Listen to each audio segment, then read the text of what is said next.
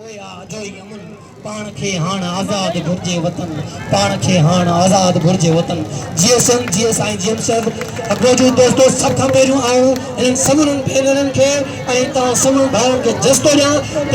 इन निपण उस में अवां सिंध मां खंभे गुम कयल सियासी कारकुननि जी आज़ादी लाइ जेको ही मार्च कयो आहे अवां खे जस हुजे सब खां पहिरियों ही सिंध में सिंधी माण्हुनि खे खंभे गुम करण जो जो सिलसिलो है वो न सिर्फ इंसानी हकन जो मामलो है पर यो सुधा यो जो अमल है वो सिधी सी दहशतगर्दी है छो ये रियासत जेका है उन जो कानून उन जो आइन आर्टिकल 10 वाज़े लिखे तो तहां जी रियासत के अंदर जेकरे को फर्क तहां जी स्टेट के नथो मने स्टेट जो बागिया या के दहशतगर्दी पर अमल में मुलवस है उनके भी तव्हां के 24 कलाकनि अंदर कोर्ट में पेश करणो है पर तव्हां इन मुल्क इन रियासत जा जेके कानून लागू कंदड़ इदारा आहिनि उहे पंहिंजे ठाहियल कानून पंहिंजे ठाहियल आइन ऐं अदालतुनि जी पाण तोड़न कनि था उन करे असांजो मुतालबो न सिर्फ सिंध जे खंभे गुम कयल माण्हुनि जी आज़ादी आहे पर इहो मुतालबो आहे त जेके ही कानून लागू कंदड़ इदारा पंहिंजे कानूननि जी नफ़ी कनि था उहे ते गिरफ़्तार करे सज़ा ॾिनी इंसानी हकन जी समूरन तंजीमुन के Asian human writes a amnesty international ए दुनिया जे आलमी ज़मीर के अपील था करूं त ही रियासत इंसानी हकन जो जो पत्थरनामो है उन जी सिग्नेचर है उन पत्थरनामे में यो वाज़े लिखियल है त रियासत जी जिम्मेवारी है त हु पंहिंजी रियासत जी हदुनि में रहंदड़ हर एक शहरी जो तहफ़ुज़ कंदी पर ये रियासत पंहिंजे शहरनि जो तहफ़ुज़ त करण परेगा पर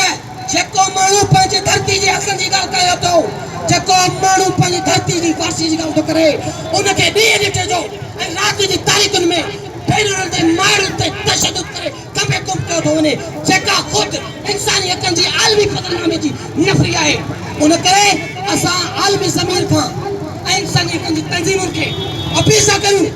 त तव्हां हिन रियासत जे उन्हनि इदारनि जेके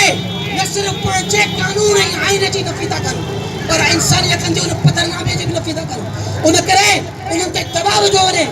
ऐं सिंध में जेके खंभे गुम कयल माण्हू आहिनि उन्हनि खे हिकु ऐं असां इहो बि मुतालबो कयूं था त जेकॾहिं तव्हांजी रियासत जी नज़र में तव्हांजे रियासती इदारनि जी नज़र में असांजे माण्हू जेको ॾोह आहे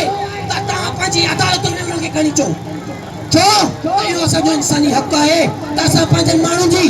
वारसी कयूं असांखे वकील करण जो हक़ ॾियो तव्हां कुलभूषण जाधव जो इंडिया जो एजेंट आहे दहशतगर्द आहे उनखे काउंसलर रसाई ॾियो था वकील करण जी इजाज़त ॾियो था उनजे वारसनि सां मिलाइण जी इजाज़त ॾियो था हे जेके धरती जा पुट आहिनि उन्हनि खे छो नथा इजाज़त ॾियो उन्हनि खे बि इजाज़त ॾियो नज़मी सूरत में ये जेका तहरीक शुरू थी है अरे मोरे में मार्च जो है सुभाणे यो मार्च लाड़काने में थींदो ऐं सिंध जे हर शहर में थींदो आखिर में मां समूरन भेनरनि ऐं भाइरनि जंहिं जदोजहद जे नाम शाह साईं जो ही सिटू चई पंहिंजी जाइ वठंदुसि त हलंदे होत पुनूअ ॾे पेरनि भर हलंदियासीं हलंदे होत पुनूअ ॾे पेरनि भर हलंदियासीं जे पेरनि हलण छॾियो त गोॾनि भर घिसकंदियासीं जे गोॾनि घिसकण छॾियो त चेल भर चुरंदियासीं जे चेल चुरण छॾियो त हथनि भर हलंदियासीं जे चुरंदियासीं जे चुरकण छॾियो त सीने भर सुरंदियासीं जे सीने सुरण छॾियो त अखियुनि भरे ईंदियासीं जे अखियुनि अचण छॾियो त रुहानी रड़ंदियासीं मिरूं थी मिरुनि सां जबल झाॻींदियासीं मिलो त मिलंदियासीं न त गोरी जान जतन